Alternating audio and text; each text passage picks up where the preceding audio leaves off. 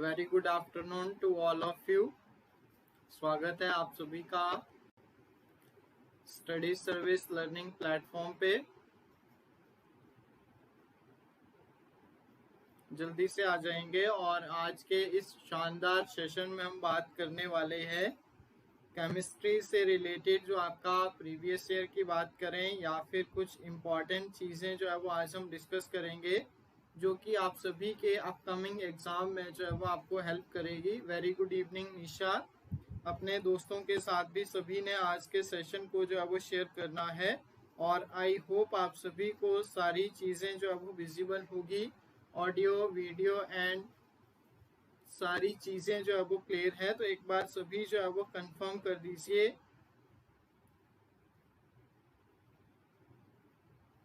फटाफट जो है वो अपने दोस्तों के साथ भी सेशन को सभी ने जो है वो ज्वाइन करना है और सारी चीज़ें जो है वो क्लियर है तो जल्दी से आंसर करना है। वेरी गुड इवनिंग ठाकुर आरती वर्मा, वेरी गुड इवनिंग। जल्दी से आ जाएंगे फटाफट और आज के इस इम्पॉर्टेंट सेशन को जो है वो आप सभी ने ज्वाइन करना है, क्योंकि आज हम बहुत ही इम्पॉर्टेंट चीज़ें जो है वो डिस्कस करने वाले हैं, जो कि आप सभी के अपकमिंग एग्जाम में जो है वो आपको हेल्प करेगी। ठीक है, तो मैं आपको बता दूं कि प्रीवियस ईयर का एक पेपर रहेगा जो कि आपका केमिस्ट्री सेक्शन का जो है वो पेपर है और इसमें जो जो क्वेश्चन पूछे गए थे उनको भी हम जो है वो डिस्कस करेंगे और साथ में कुछ और एडिशनल इंफॉर्मेशन मैं आप लोगों के साथ जो है वो शेयर करूंगा। तो एक बार जो है वो कंफर्म करें सभी कि मेरी ऑडियो, वीडियो और सारी चीजें जो है वो सभी को अच्छे से विजिबल है।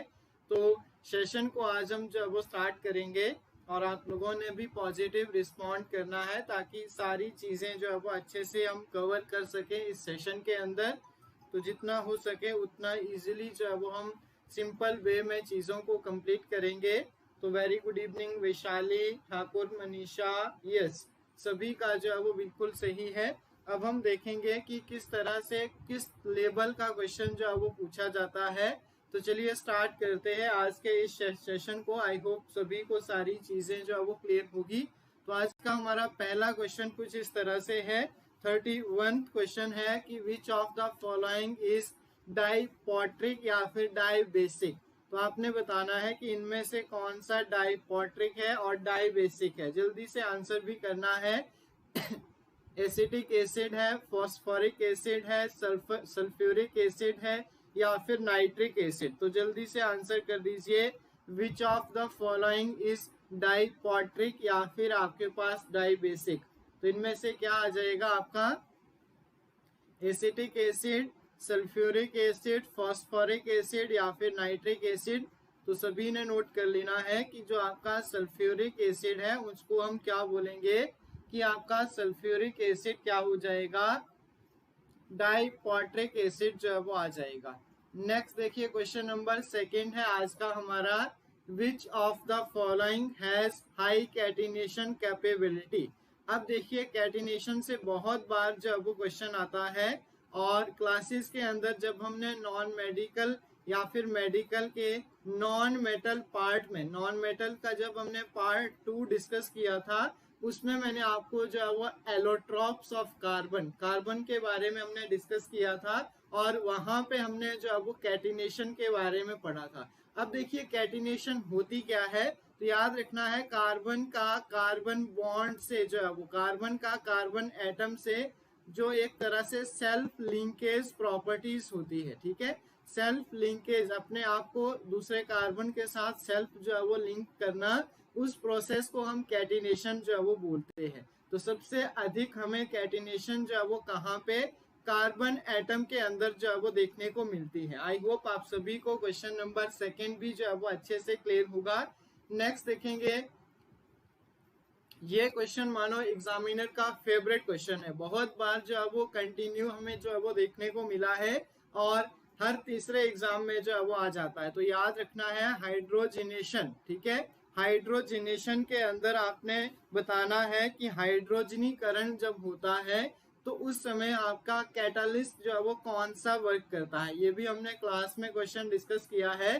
तो आपका जब रिएक्टेंट जो है वो प्रोडक्ट में चेंज होता है, मान लो ए रिएक्टेंट है और बी आपका प्रोडक्ट है, ठीक है। अब ए से बी जब हमने कोई चीज जो है वो चेंज करनी है तो उसके लिए कुछ स्पेसिफिक आपको कंडीशन जो है वो अप्लाई करने पड़ेगी। कई बार आपको एटमॉस्फेरिक प्रेशर देना पड़ेगा, कई बार कुछ आपके पास मेटल यूज करने पड़ेंगे as a catalyst.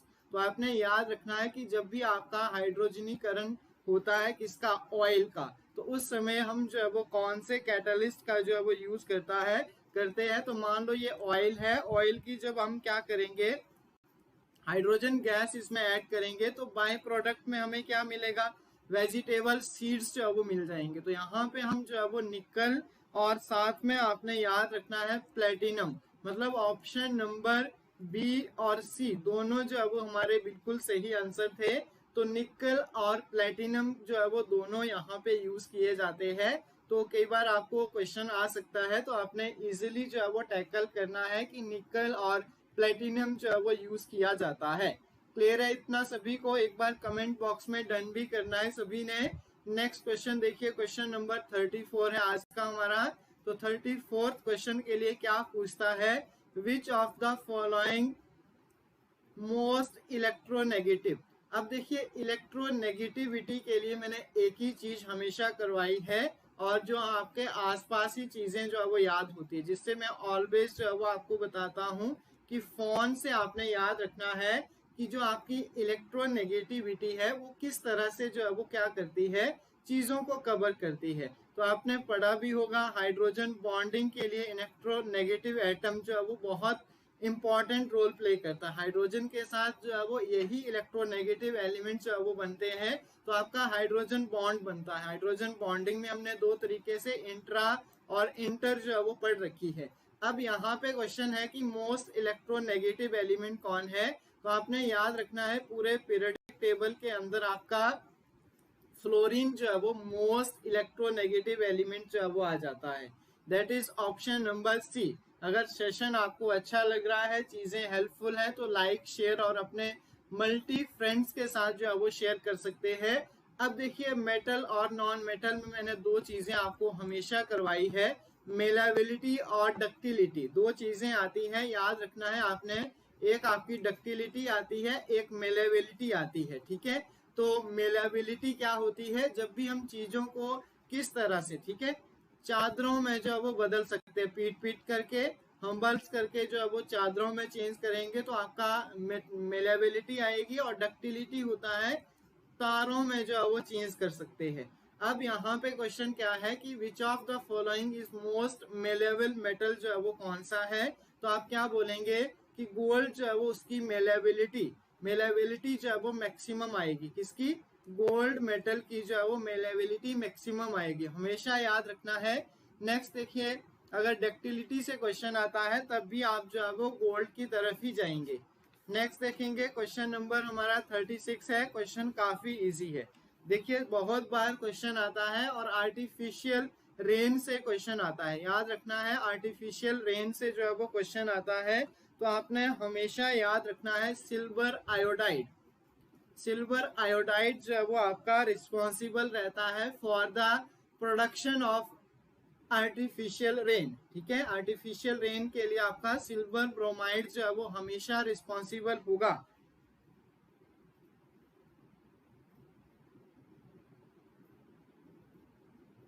Silver nitrate जो है वो आप सभी को पता है, जो आपकी इंक आती है उसमें यूज होता है। नेक्स्ट देखिए oil vitriol, one of the most important question आता है ऑयल विट्रॉल। मैंने कहा है ऑयल विट्रॉल बोला जाए, किंग ऑफ केमिकल बोला जाए, या फिर हमारे किसमें, कार बैटरीज के अंदर जो है वो प्रेजेंट होता है, या फिर फर्टिलाइजर के लिए यूज किया जाता है। और इस तरह की 3-4 प्रॉपर्टीज जो है वो मैच करती है। तो किससे जो है वो मैच करेगी, HNO3 है, मतलब नाइट्रिक एसिड है, इसको बोलेंगे नाइट्रिक एसिड है, सल्फ्यूरिक एसिड है, हाइड्रोक्लोरिक एसिड है, या फिर नन ऑफ दिस। तो एसिड और बेस से हमने बहुत बार जो है वो चीजें डिस्कस की है, तो उसी के बेसिस पे आपने बताना है कि ऑयल विट्रॉल जो है वो हम किसको बोलेंगे। तो दैट इज आपके पास ऑप्शन नंबर बी, H2SO4, जिसको कि हम सल्फ्यूरिक एसिड बोलते हैं। तो इसका यूज जो है वो किया जाता है ऑयल विड्रॉल या फिर किंग ऑफ केमिकल इसको बोलेंगे। यहाँ तक क्लियर है? तो एक बार कमेंट बॉक्स में जो है वो डन करेंगे सभी। देखिए ये क्वेश्चन आपका classification of periodic table, classification of periodic table वाला चैप्टर हमने किया है, या फिर आपके पास केमिकल बॉन्डिंग और पीरियोडिसिटी आपने पढ़ी होगी, वहां पे भी करवाया जाता है। बट मेनली जो है वो क्लासिफिकेशन जब हम करते हैं, फिजिकल क्लासिफिकेशन, हिस्टोरिकल बैकग्राउंड आता है, फिर आपके किस तरह से एलिमेंट को एक पीरियडिक टेबल के अंदर ब्लॉक वाइज डिस्ट्रीब्यूट किया गया है। आप सभी को पता है SPDF जो वो ब्लॉकिंग हुई है, उसी के वजह से आपका यहाँ पे ग्रुप नंबर 16 आएगा कहीं, तो उसको हम किस नाम से जो है वो जानते हैं। बहुत बार जो है वो कॉमनली क्वेश्चन आता है, तो याद रखना है आपके पास सबसे पहले ग्रुप नंबर 18 को हम बोलेंगे नोबल गैसेस, याद रखेंगे सभी। ग्रुप नंबर 17 को बोलेंगे हैलोजन, याद रखें सभी। ग्रुप नंबर 16 को बोलेंगे चैलकोजन। ग्रुप नंबर 15 को बोलेंगे पिनकोजन, याद रखना है सभी ने। बहुत बार क्वेश्चन आता है, कई बार नोबल गैसेस से पूछ लेता है और कई बार आपको चैलकोजन से, कई बार हैलोजन से। लेकिन यहाँ पे जो क्वेश्चन पूछा गया है कि जो आपका क्या आता है, ग्रुप नंबर 16 आता है। ग्रुप नंबर 16 को हमेशा आपके पास चैलकोजन जो है वो बोला जाएगा। Yes, very good. जिसको एडिशनल इंफॉर्मेशन पता है वो अपना कमेंट बॉक्स में जो है वो शेयर कर सकते हैं, ताकि सभी को जो है वो चीजें हेल्पफुल हो सके। नेक्स्ट देखिए, natural rubber is a polymer which is derived from. तो मैंने रबर और आपके पास प्लास्टिक हो गया, पॉलीमर से रिलेटेड पूरा चैप्टर जो है वो क्लास के अंदर करवाया है। और रबर की वल्कनाइजेशन की प्रॉपर्टीज हमने देखी थी, इलास्टिसिटी हमने पढ़ रखी है, इसकी फॉर्मेशन हमने देखा था। जो आपका अमेज़न जंगल में जो है वो एक लैटेक्स उतारा जाता है पेड़ों से, और इंडिया के अंदर केरला के अंदर देखने को मिलता है, वहीं से हमने देखा था इसका फॉर्मूला ब्यूटा 1,3 डाइइन, इस तरह से ब्यूटा जो है वो आपके पास इसका अनदर नेम हमने पढ़ा था। 3 नेम अलग अलग मैंने जो है वो डिस्कस करवाए थे। उसी के बेसिस पे याद रखना है कि नेचुरल जो आपके पास रबर है उसको कौन से पॉलीमर से डिराइव किया जाता है, तो आपने याद रखना है isoprene will be the correct answer. Next देखिए, यहाँ पे क्वेश्चन जो है वो थोड़ा सा ब्लर आया है, तो मैं एक्सप्लेन कर देता हूँ। Rain drop are spherical. Rain drops जो आपके पास बारिश की बूंदे होती है, उनका जो नेचर होता है वो स्पेरिकल होता है, due to the viscosity of water, evaporation की वजह से, एयर फ्रिक्शन की वजह से, या फिर सरफेस टेंशन की वजह से। तो आपने आंसर करना है यस, सल्फर यूज होता है वल्कनाइजेशन में। यस, तो आपने बताना है कि रेन ड्रॉप जो है वो किसकी वजह से, रेन ड्रॉप जो है वो स्पेरिकल इन नेचर होता है, तो याद रखना है surface tension, due to the presence of surface tension. ठीक है, और पिछले क्वेश्चन की कुछ एडिशनल इंफॉर्मेशन अगर आप चाहते हैं तो नोट कर लीजिए। इसका रबर का जो केमिकल फॉर्मूला होता है that is CH2 double bond CH3, और साथ में आपके पास CH डबल बॉन्ड CH2।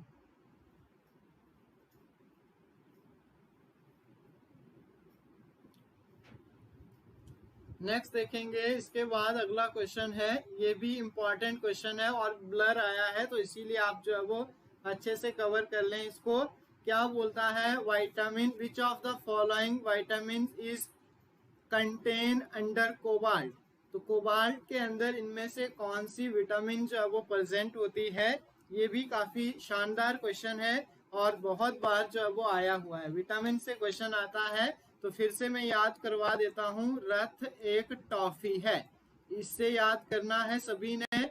और एक चीज मैंने और आपको बताई थी, बसा, बसा मतलब फैट में घुलनशील आएगा तो कीड़ा KEDA, और आपका वाटर आएगा तो BC, याद रखना है सभी ने। अब यहाँ से पूछा गया है कि कोबाल्ट के अंदर कौन सी विटामिन वो प्रेजेंट होती है, और कोई फर्स्ट टाइम चैनल को विजिट कर रहा है तो लाइक शेयर और कमेंट बॉक्स में जो है वो अपना पोस्ट कर सकता है आंसर। तो जल्दी से आंसर कर दीजिए, क्या आंसर आएगा कि कौन सी विटामिन जो है वो प्रेजेंट होती है आपकी किसमें, कोबाल्ट के अंदर, तो हमें पता है कि कोबाल्ट के अंदर आएगा विटामिन B12 जो है वो कॉम्प्लेक्स प्रेजेंट होगा, विटामिन का कॉम्प्लेक्स आता है ये।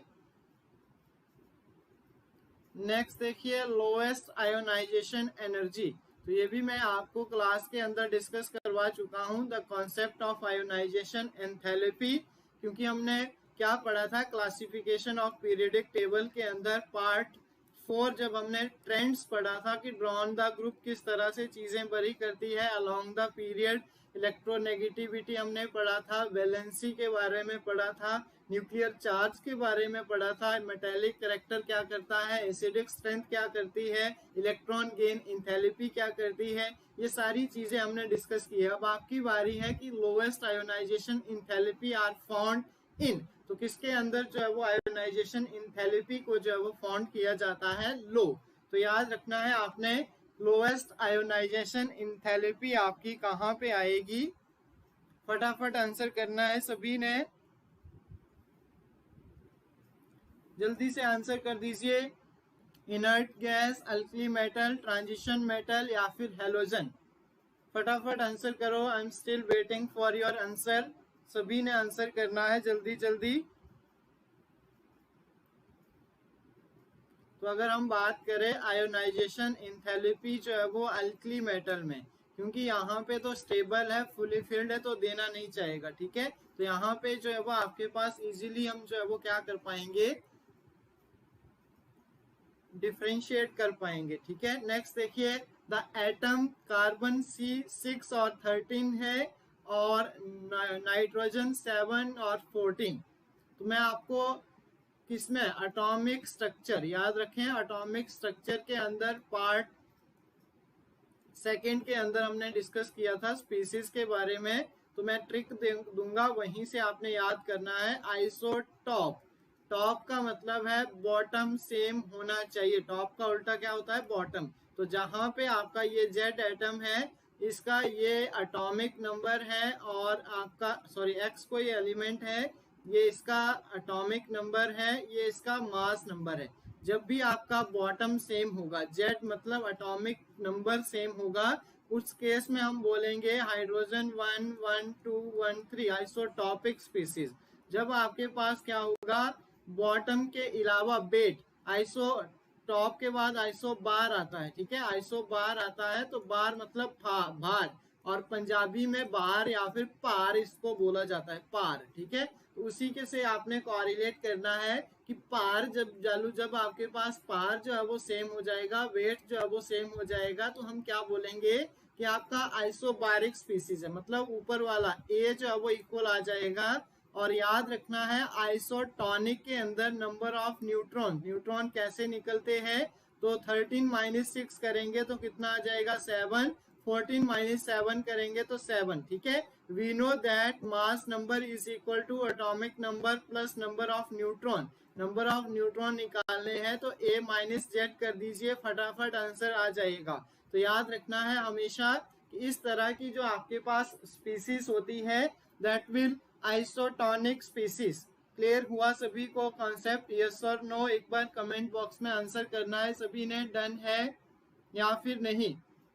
अगर किसी को अभी भी कंफ्यूजन है तो पूछ सकता है, अदरवाइज कमेंट बॉक्स में जो है वो डन कर दीजिए, आइसोटॉप, आइसोबार, आइसोटोन। और चौथा मैं आपको बता देता हूँ iso electric species, iso electronic species आता है, ठीक है। दैट इज उस केस में क्या होगा, आपकी इलेक्ट्रॉनिक कॉन्फ़िगरेशन जो है वो सेम होनी चाहिए। यहाँ तक सभी को क्लियर है तो एक बार कमेंट बॉक्स में जो है वो डन कर दीजिए फटाफट। यस, वैशाली, निशा, सुचा सिंह ढिलो, शिल्पा, यस, कौन कौन देख रहे हैं फटाफट कमेंट करेंगे, सभी को क्लियर है या फिर नहीं, जल्दी से आंसर कर दीजिए फटाफट।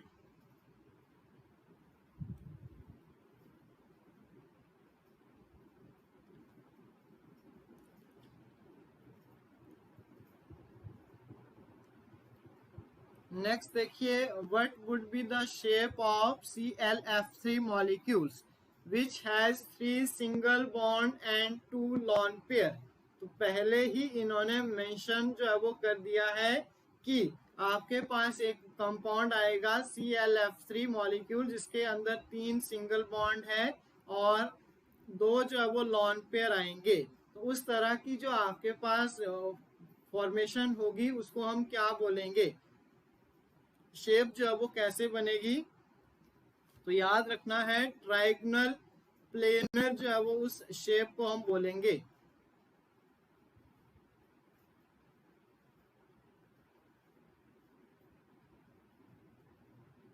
क्लियर है इतना, यस और नो। नेक्स्ट देखिए, और डेली आपका सेशन जो है वो 4 PM जो है वो हुआ करेगा। तो आपने 4 PM जो है वो सेशन को ज्वाइन करना है सभी ने। The gas which has caused Bhopal gas tragedy, ये क्वेश्चन आपका जो है वो जीके में भी आ जाता है और सब्जेक्टिव पार्ट में भी जो है वो पूछ लिया जाता है। तो फटाफट आपने आंसर करना है कि कौन सी गैस जो है वो रिलीज हुई थी, और साथ में ये भी आंसर करना है कि अगर उस गैस का नाम अगर पता है आपको तो उसका केमिकल फॉर्मूला, केमिकली जो है वो हम उसको किस तरह से लिख सकते हैं। जल्दी से आंसर कर दीजिए, वेरी गुड। और कब ये ट्रेजेडी हुई थी ये भी आपने साथ में कमेंट करना है। तो मैं आपको बता दूं कि ये घटना जो है वो भोपाल के अंदर कब हुई थी, 3 दिसंबर 1984। एक बहुत बड़ी ट्रेजेडी हुई थी, किसी कंपनी में जो है वो आपकी एक गैस जो है वो रिलीज हुई थी, जिसकी वजह से पूरा का पूरा एरिया जो है वो बहुत सालों तक जो है वो इफेक्टेड रहा था और बहुत सारे लोग जो है वो उससे इफेक्ट हुए थे। इवन जो प्रेग्नेंट लेडी थी उनके जो बच्चे थे वो किसी का कान नहीं था, किसी की आंखें नहीं थी, तो बहुत सारी प्रॉब्लम, इवन फसलों में दिक्कत आई थी, एटमॉस्फेयर जो है वो खराब हो गया था और बहुत सारे लगभग 15,000 के प्लस लोग जो है वो उसमें डेथ हो गई थी उतने लोगों की, और आपका 1 लाख से अधिक लोग जो है वो उसमें क्या हुए थे, इफेक्ट हुए थे उस पर्टिकुलर गैस से। अब आपने आंसर करना है कि वो कौन सी गैस थी और उसका केमिकल फॉर्मूला क्या था। अगर मेरी सारी चीजें क्लियर है तो जल्दी से कमेंट सेक्शन में जो है वो आंसर करेंगे, क्या उस पर्टिकुलर गैस का फॉर्मूला था और क्या उसका नाम था। जल्दी से आंसर कर दीजिए फटाफट।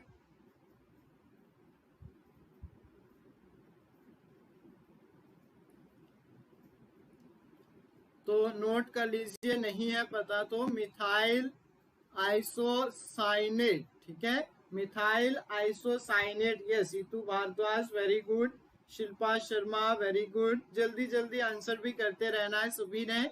तो हम बात कर रहे हैं मिथाइल आइसोसाइनेट और इसका जो फॉर्मूला होता है that is option number C, ठीक है, CH3NCO। याद रखना है सभी ने, ये इसका जो है वो केमिकल फॉर्मूला आ जाएगा। नेक्स्ट देखिए, मौजूदा नाभिक जो आपका परमाणु एटम का जो है वो एटॉमिक स्ट्रक्चर आता है, तो उसमें आपने बताना है कि कौन कौन से भाग जो है वो प्रेजेंट होते हैं। यहाँ पे क्वेश्चन आई थिंक आपको आधा ही विजिबल होगा, तो मैं एक्सप्लेन कर देता हूँ कि what are the fundamental particle. Fundamental particle जो है वो कौन कौन से प्रेजेंट होते हैं। न्यूक्लियस ऑफ एन एटम, याद रखना है सभी ने, न्यूक्लियस ऑफ एन एटम के अंदर जो फंडामेंटल पार्टिकल होते हैं आपके, वो कौन कौन से होते हैं। Electron, proton, proton neutron, proton electron, या फिर न्यूट्रॉन और पॉजिट्रॉन। जल्दी से आंसर करना है सभी ने, सविता, निशा, शिल्पा, सुचा। यस, वेरी गुड, सभी ने जो है वो बिल्कुल सही आंसर दिया है। अब आंसर करना है कि आपके जो परमाणु नाभिक होता है उसके अंदर कौन कौन से बेसिक फंडामेंटल पार्टिकल जो है वो प्रेजेंट होते हैं।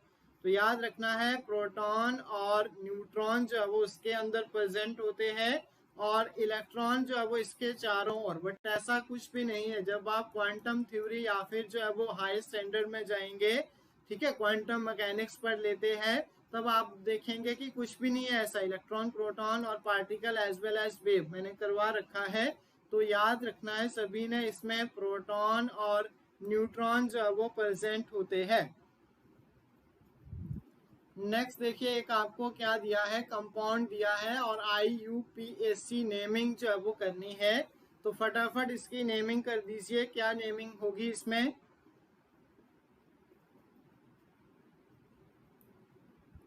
नेमिंग करनी है 1, 2 और 3। याद रखना है सभी ने 1, 2 और 3। 3 कार्बन है,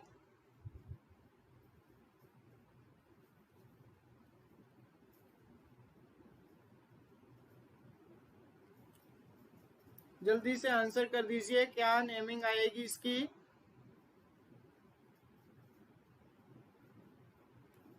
3 मिथाइल और 4, ये इस तरह से इसको खोल लीजिए CH3 दो बार, तो आपका आ जाएगा, या फिर इसके साथ CH3, तो क्या बोलेंगे 1, 2, 3, 3 कार्बन है, या फिर इसको CH3 C double bond O CH के साथ CH3 और CH3 ऐसे आएगा ये।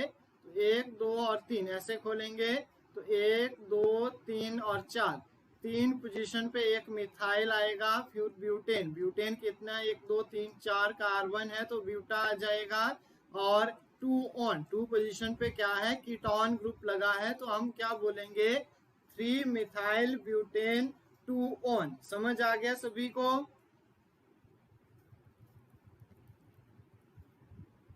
नेक्स्ट देखिए, निम्नलिखित में से कौन सा सबसे सक्रिय अम्ल है। स्ट्रॉन्गेस्ट एसिड जो है वो कौन सा होगा।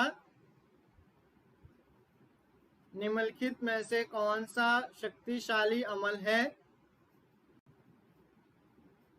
Strongest acid trichloro acetic acid है, या फिर एसिटिक एसिड है, डाइक्लोरो है, या फिर क्लोरो एसिटिक एसिड है।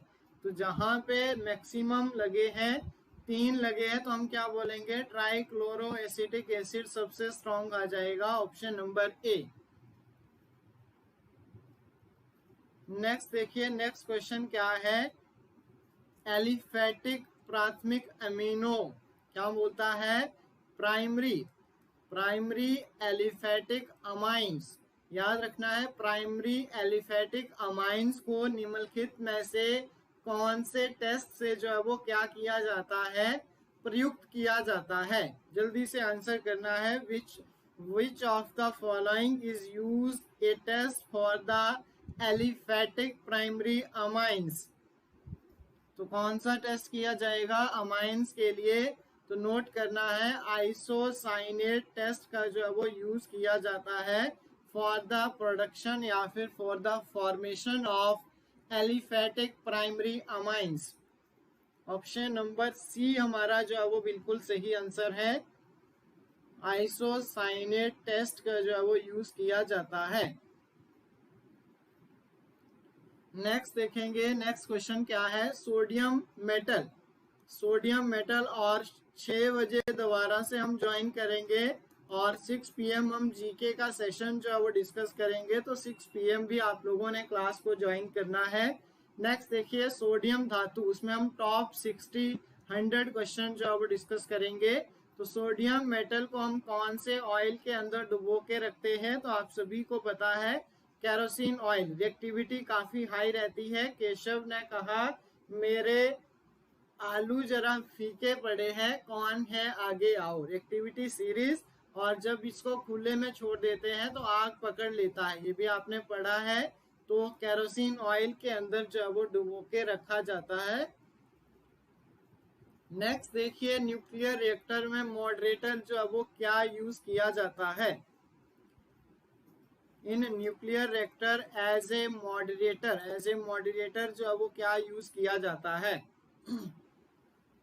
फटाफट आंसर करना है। हाइड्रोजन जो आपका वाटर मॉलिक्यूल्स है, एलम है, D2O है, या फिर इनमें से कोई नहीं। जल्दी से फटाफट आंसर कर दीजिए। Very good.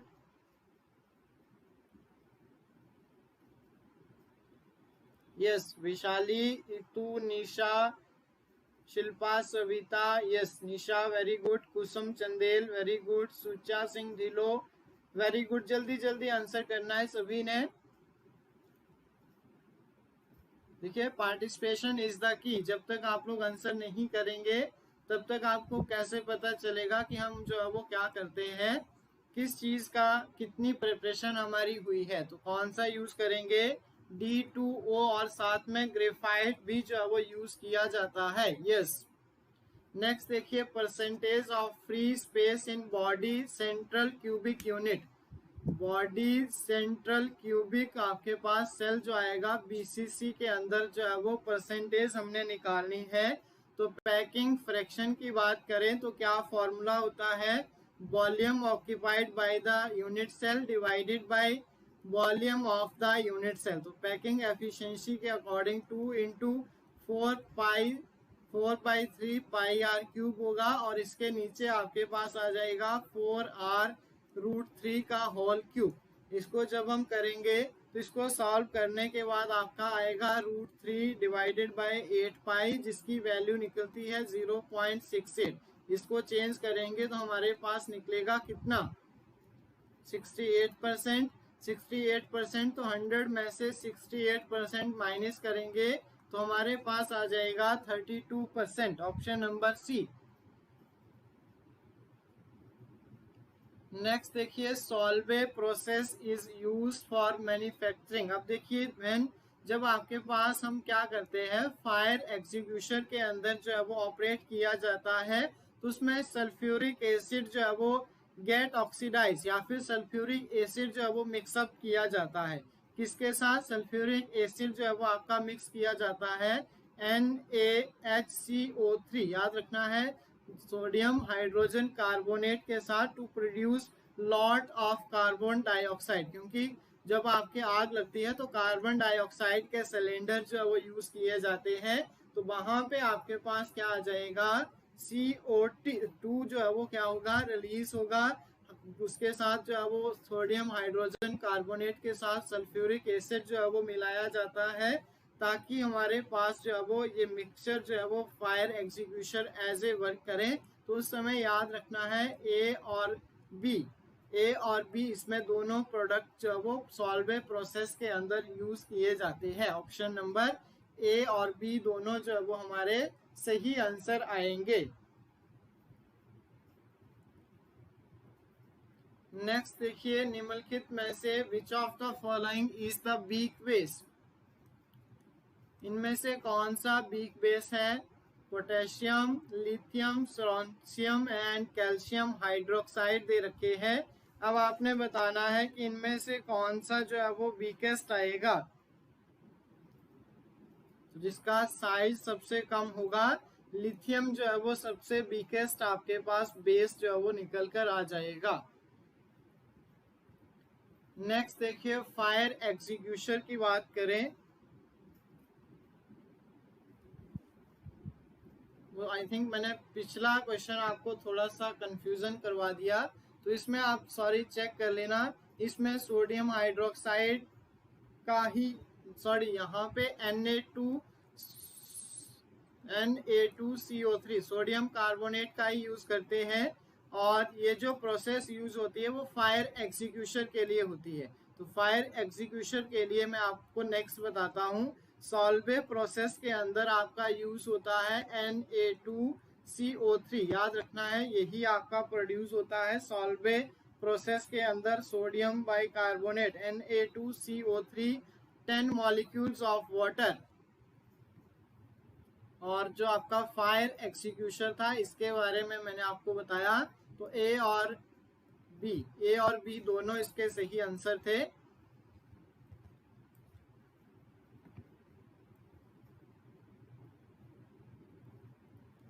ठीक है, तो इसमें सल्फ्यूरिक एसिड जो है वो मिलाया जाता है ताकि कार्बन डाइऑक्साइड की मात्रा जो है वो बढ़ जाए और इजिली जो है वो जो आपकी आग लगी है वो बुझ जाए। ठीक है, तो उसमें ये दोनों कंपाउंड जो है वो मिक्स किए जाते हैं NaHCO3 और सोडियम कार्बोनेट। ऑक्सीडेशन स्टेट, तो हमने इसमें ऑक्सीडेशन और रिडक्शन रिडॉक्स रिएक्शन के अंदर ऑक्सीडेशन स्टेट सिंपल और कॉम्प्लेक्स कंपाउंड के जहां पे लिगेंड्स लगा होता है वो भी सीखा था। तो उसी के बेसिस पे K2Cr2O7, ठीक है, क्रोमियम का निकालेंगे तो x मान के चलो 2x प्लस आपके पास इसके ऊपर 1, तो 1 इंटू 2 आ जाएगा, प्लस आपके पास यहाँ से 2 और -2 आ जाएगा और 7, तो 14 -2 करेंगे यहाँ से देख सकते हैं, तो तो 2x इज इक्वल टू 12 और x इज इक्वल टू 6।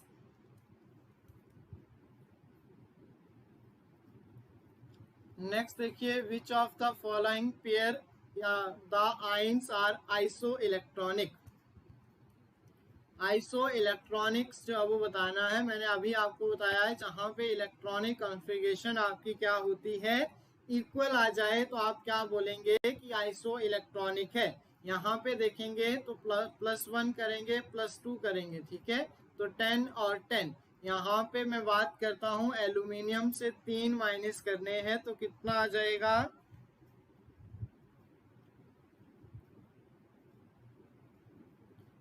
ये आ जाएगा आपका 9 और ऑक्सीजन से एक,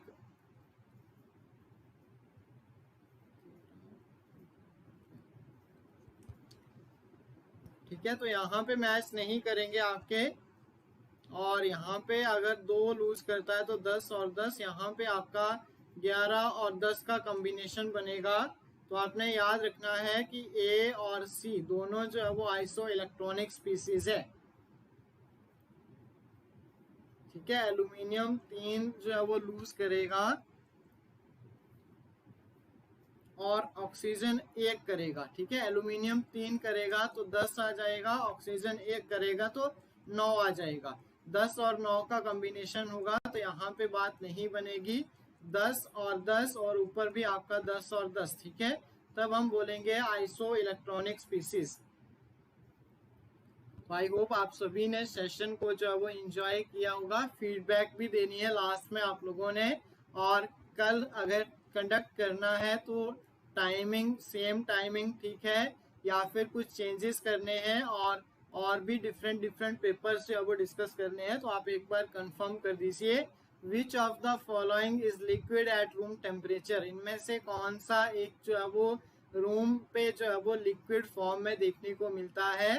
तो सभी को पता है कि ब्रोमीन एकमात्र आपके पास नॉन मेटल आता है जो कि हमारा जो है वो किसमें, रूम टेम्परेचर में लिक्विड फॉर्म में जो है वो देखने को मिलता है। नेक्स्ट देखिए, which of the following is depends upon temperature. तो ये भी इम्पोर्टेंट क्वेश्चन है कि टेम्परेचर के ऊपर, अगर अभी तक भी चैनल को सब्सक्राइब नहीं किया है तब चैनल को सब्सक्राइब कर लें, बेल आइकन को भी प्रेस कर लें ताकि डेली जो है वो इस तरह के सेशन आप लोगों के लिए आते रहें। नेक्स्ट देखिए, which of the following is depends upon temperature. तो टेम्परेचर के ऊपर कौन सा चीज जो है वो डायरेक्टली डिपेंड करती है, तो मोलैरिटी याद रखना है, number of solute particle divided by volume in litre, ठीक है। मोलैरिटी की बात करें तो नंबर ऑफ सोल्यूट पार्टिकल, नीचे केजी आ जाएगा। पीपीएम की बात करें तो total number of solute particle divided by weight into 100 आ जाएगा, ठीक है। सोल्यूशन का वेट करेंगे और 100 आ जाएगा। और मोल फ्रैक्शन की बात करें तो आप सभी को पता है नंबर ऑफ सोल्यूट के ऊपर डायरेक्टली डिपेंड करते हैं और x1 plus x2 is equal to हमेशा 1 के बराबर आता है। यस, सभी के लिए जो है वो इम्पोर्टेंट सेशन है। तो होपफुली जब क्लास एंड हो जाएगी तो उसके बाद जरूर आप जो है वो कमेंट सेक्शन में फीडबैक के तौर पे चीज़ें जो है वो सेंड करेंगे ताकि और अच्छे से और चीज़ें जो है वो आप सभी के लिए ला पाएँ। तो आज का हमारा लास्ट क्वेश्चन रहेगा, ये आपको एज ए होमवर्क भी रहेगा। आपने कमेंट बॉक्स में रीज़न भी लिखना है कि ऐसा अगर इसमें से कोई चीज़ हो रही है तो कैसे हो रही है और क्यों हो रही है, ट्रेंड फॉलो हो रहा है तो क्यों हो रहा है और क्या इसका मतलब पर्टिकुलर आंसर रहेगा।